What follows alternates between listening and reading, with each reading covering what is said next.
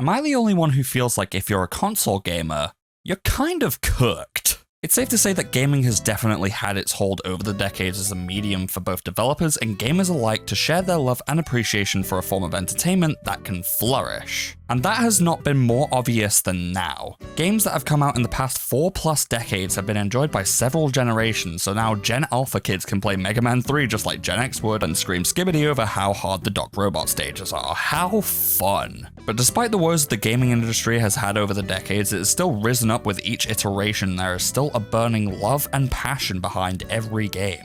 Now, you could say for the majority of the time that gaming has been around, playing these games wasn't too bad on your wallet, and the consoles you played these games on had their own sorts of benefits and individuality that stood out from one another. The 6th and 7th generation of consoles come to mind when I think this. I mean, of course, I grew up in this generation, so those would be the consoles that I'm most fond of and most familiar with. I remember the first console I ever owned being the original model DS, but first home console was the PS2, and I put countless hours into playing games that came out on that thing. Mostly licensed games, but to be honest, also some really downright fun games. As for when 7th Gen came around, I really started to get into gaming with the Xbox 360. I was basically just choosing the consoles that my brother had at the time and knew I wanted a 360, as the competition wasn't really too captivating in comparison. Eventually though, I would play on all 3 major systems, and honestly, Xbox was the clear winner in that generation. Its library was just massive, including the ones on Xbox Live Arcade, and all the developers were wanting to push their games out on the 360, whereas the PS3 kind of got the shorter end of the stick sometimes, with developers finding it hard to code for. But still some really fun exclusives to help it out a little. And I'll be honest, I'm not a Wii glazer. It really was just a shovelware dumping ground. Despite that, the Wii was still a great console if you look strictly at the first party titles and a couple of third party ones, motion controls and all. So generally, this is the sort of pattern that game consoles seem to follow. With 6th Gen, Xbox freshly entered the ring, but didn't really stick out amongst what the PS2 and the GameCube were doing at the time, unless it was Halo. 7th Gen, the PS3 dropped the ball very hard so that the Xbox 360 could take the crown, and the Wii was just vibing. 8th Gen, the Xbox One dropped the ball very hard so that the PS4 could take the crown. And with Nintendo, there was a swing and a miss, but also a home run to follow. Yeah, the Wii U stumbled so that the original Switch could sprint, given that previous Wii U titles would be given Switch remasters, remakes and ports, and mainly showcasing the capabilities of gameplay with a hybrid of a handheld and a home console, which would then eventually lead to the creation of handheld PCs and systems like the Steam Deck. So the gaming industry definitely at this point was at an all-time high and more excited about the prospects of what's next. And as 2020, the unholy year came, people were more excited than ever as Microsoft would unveil their mini fridge, and Sony a little while after would showcase their fancy school binder. Yes, the Xbox Series X as well as the PlayStation 5, utilizing ray tracing capabilities that were only just shown off by Nvidia a couple years before, making lighting feel more realistic and bringing a whole other level of visual fidelity never before seen in gaming, unless you owned a fancy PC at the time. It felt like the next logical step in games, albeit a very small one. More powerful hardware to not only boost performance for the console gaming consumers, but also a way to showcase the future of what gaming could be with high fidelity detail.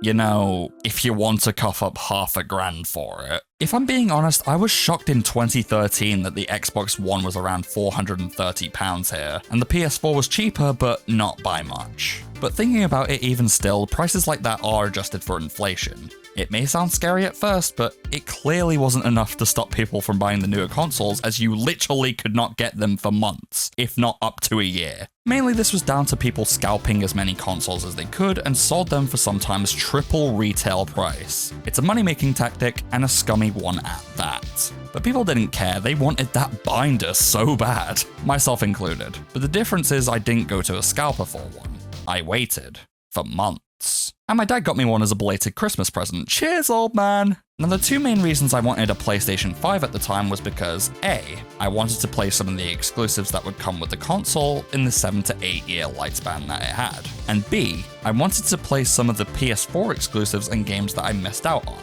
because I did have a PS4 for some time, but then eventually sold it and had regret ever since. Same with Xbox One, but in retrospect, that was more justified. The games that I did get with the PS5 as a bundle in June 2021 were Ratchet & Clank Rift Apart and Assassin's Creed Valhalla, the former of which I was excited about because I love that franchise so much and love to see it come back on brand new hardware. As well as this, I did get some other games for the PS5 before I got the console, such as Spider-Man Miles Morales, which came with a remaster of the 2018 Spider-Man upgraded for PS5, which was great considering I basically got 2 games for one with benefits I got with the system. I got the Demon's Souls remake, which I think was easily one of the best things to release as a launch title to showcase what they could do with new and great with the original PS3 game. The Sackboy game because, well, I love Little Big Planet. And I wanted to get Crash 4 because after playing the Insane trilogy, of course I wanted to play the newest one. I did get a handful of others too, but that was mainly because I hadn't played any of them on PS4 or I wanted to play them on split screen with Shay, like with Borderlands, Call of Duty, or Lego Star Wars. But here comes the problem I would have later down the line with getting a PS5, because aside from the one game you get given for free with the console, only Demon's Souls out of that lineup is exclusive to PS5. Most of them are either also on PS4 or on PC. Yes, including Ratchet & Clank, a solely PlayStation exclusive IP up until this point. And this is not me saying that I want some games to remain exclusive to their consoles. I understand why people might want certain games to not be exclusive and to flourish on other platforms. But by making them multi-platform, it creates this weird new feeling of consumer's remorse, which I don't think I've really ever felt with any other console. Like with PlayStation, typically, I knew I was getting myself into experiences that I knew I wouldn't get anywhere else. Hence why I would eventually find myself playing PS3 even though Xbox 360 was initially what caught my eye. And even during the 8th gen and the failure that was the Wii U, at least there were experiences that felt distinct and enjoyable at the time. The PS4 still had distinct releases that felt like they belonged there for being so distinct. And after the 360's reign, the Xbox One felt like it couldn't keep up with the competition in terms of exclusivity, and the shift towards a more service-based model with only a few outlying games being recognizable. Don't worry, we'll get back to Xbox in a bit. But what I'm specifically getting at here is that, sure, I've had good experiences with my PS5, but all this time I could have spared my dad from spending £600 for a PS5 bundle on a console. In hindsight, that was going to include a library of games that would eventually find its way onto PC anyway. I sit and look at the PS5 on my desk as I'm typing away at the script and think, what do you actually provide? And then that introduces a brand new feeling of frustration and something I don't really like saying, considering I can understand why people don't really do it. But in any case, why not just get a PC? That'll come up a few times, trust me. Either way, the PS5's only benefit, even after the last 5 years, has really only amounted to feeling like an overpowered PS4. It will get exclusives, but maybe only for a year before then getting a port on PC, which really only amounts to me using it for PS4 games and a couple of games that I maybe want to play 2-player on. So yeah, not really the future of play everyone was hoping for. But ooh, get ready for what Xbox is about to bring us. Oh.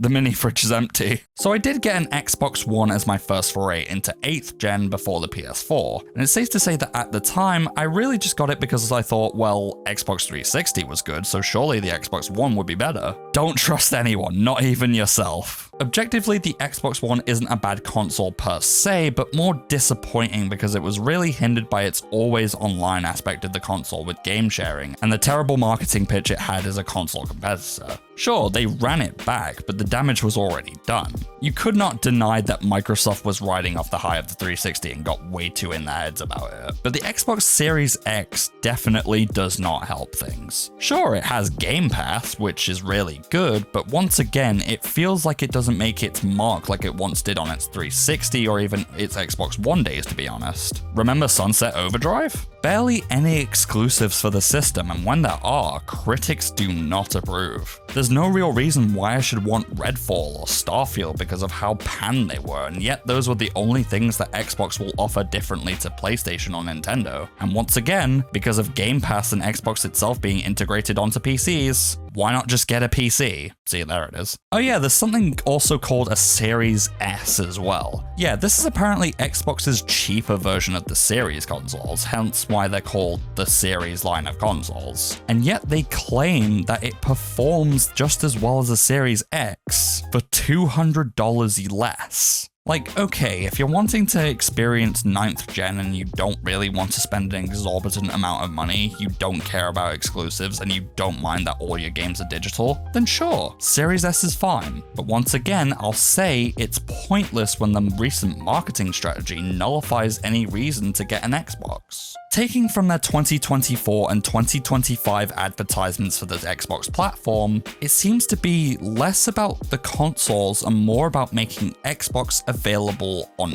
everything. Hell, the 2025 Xbox showcase at Summer Games Fest had an ROG Ally collab with Xbox. Basically, anything is an Xbox is the strategy they're going for. And while I can commend them for opening up their game service to a wider audience, it feels like the real shift is now going to be that there's no point to owning a console that they themselves created. People would have spent almost $600 for the console and the games just for Xbox to pull the rug on owning a system later down the line. If that were me, I'd be pissed. But let's turn our attention now to Nintendo and their brand new edition in the Nintendo Switch 2. Released on June 5th, 2025, this is Nintendo's official answer to their own 9th generation gaming platform. And so far from what I've seen, I dig it. Mario Kart World looks amazing. Donkey Kong Bonanza makes me want to actually play some DK. Would you look at that? Nintendo Switch 2 has games! Some might say the price is the same as the other consoles and doesn't feel like an affordable option, and I get it, but realistically, once again, it's adjusted for inflation in 2025, and the hardware and capabilities inside kind of justifies it in my opinion. Some say the design of the console is lazy and uninspired, and Nintendo decided to ditch the creativity aspect of their consoles. However, why fix what isn't broken? The whole design for the Nintendo Switch works because of the fact that it is a hybrid between a handheld and a home console, and because of its step up in marketing in comparison to that of the Wii U, people felt more justified than ever to believe that Nintendo was actually stepping up their game in terms of competitiveness. And everyone agreed. The Switch is one of Nintendo's best-selling consoles, only behind the DS as of 2025. And so why should the Switch 2 be different if the Switch had already proved itself to be onto a winner? But even still, some do have concerns with the console, including a whole can of worms with the gaming industry that I do not feel qualified in talking about, but feel stupid anyway. There's this whole criticism with the Switch 2 for implementing anti-piracy features that break your console if you so much as look at it a little funny. Obviously, for the modding scene, this is a huge problem, but honestly, I can't blame Nintendo for this. I am tired of hearing the same people complain about Nintendo having terrible hardware and business practices, deciding to opt for emulation to get back at them, and then complain about them removing the ability for them to emulate and pirate their games and hardware, especially with the Switch 2 adding this feature to counteract this as well. I'm not a Nintendo glazer by saying this, I'm more someone who will just not opt for emulation and flaunt it as a dig against a big gaming juggernaut and then afterwards be like, oh no, the consequences of my actions. But I think there's something else we need to talk about. I mentioned at the start of this video that consoles and games felt more affordable in the past, and realistically since 8th gen, it's been a little bit more on the pricey side, at least from what I could remember. Xbox One costing $500 and PS4 costing $400, while the prices of the games that were AAA titles were bumped up to $60. But in all fairness, that felt kind of justified. We were only getting a better gaming experience for a better price, right? And it remained like this at least for the rest of the 2010s, so I'm not one to complain about it, especially with the games and consoles dropping in price at least a year after the fact. 9th gen rolls around in 2020. Xbox Series X was $500 at launch, and the PS5 was the same if you got it with the disc drive, and if you didn't, it was $400. Now this isn't anything too different from before, especially with the hardware upgrades for the time. But the game prices started to bump up around here from 60 to 70 maximum. Now this felt a bit steep, but if the last generation was anything to go by, better hardware means better game experience. cents. And most likely no one really thought it would be any higher than this. Fast forwarding to 2025 and the Nintendo Switch 2 drops at a quite hefty $450, much like the competitors. Whereas with last gen, the Switch was the more affordable option even with the OLED model from 2021. But with Mario Kart World, the launch title for the console, if you were to buy the Switch 2 bundle, it's only $50 extra. But if you were to buy the standalone game, it would cost you, in the US of A, $80. 80. 80.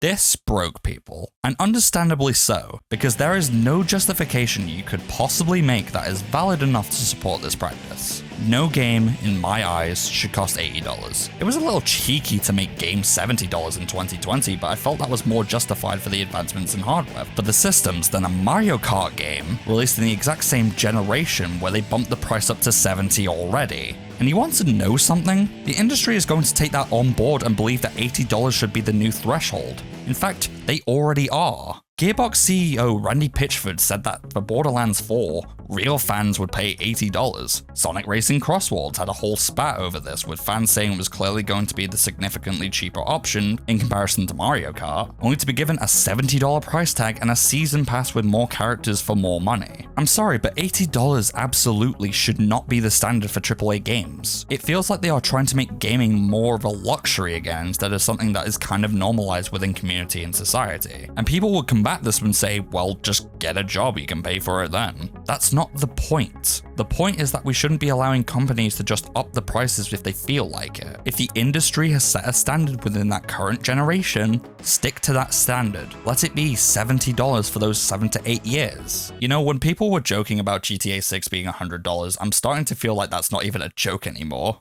I have a feeling Take-Two will be the next company to try and set the standard when pricing games, and I don't doubt that they could do that.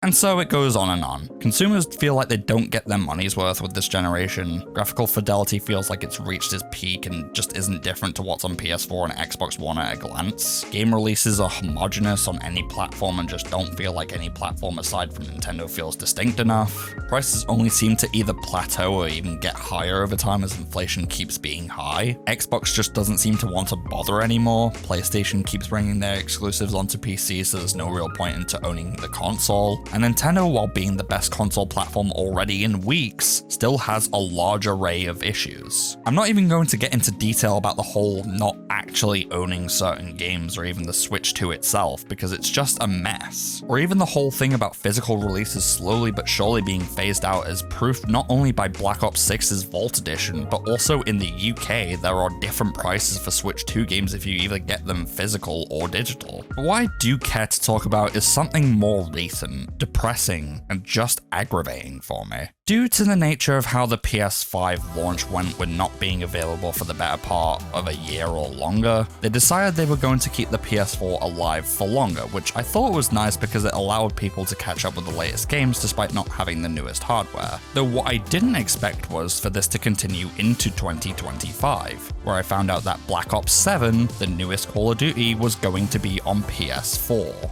To put into perspective, Black Ops 3 was the last COD title for Xbox 360 and PS3 2 years after their successors joined the fray. It's going to be nearly 5 years since Xbox Series X and PS5 dropped when Black Ops 7 releases, and 12 years of life for the 8th gen counterparts. But obviously because of this, I was more mad over the fact that apparently according to Sony, the PlayStation 6 is now in development. This should frustrate all of you like it does for me, because you have a console from the last generation that's still getting used to this day, but then you have this current generation console that not only has no exclusivity and no real reason as to why you should own the games for that generation for that platform, and after you've released maybe a handful editions that are cool but don't really help with anything in the long run, you decide a good idea would be to make an announcement that you're working on the next gen console, even though your current gen console is hanging by a single thread. I'm just done with consoles. Like, genuinely, this was the announcement that sent me over the edge. After I managed to get my hands on a Switch 2, I'm not getting any more consoles. Which then conveniently brings me back to the same question I've been asking this entire time.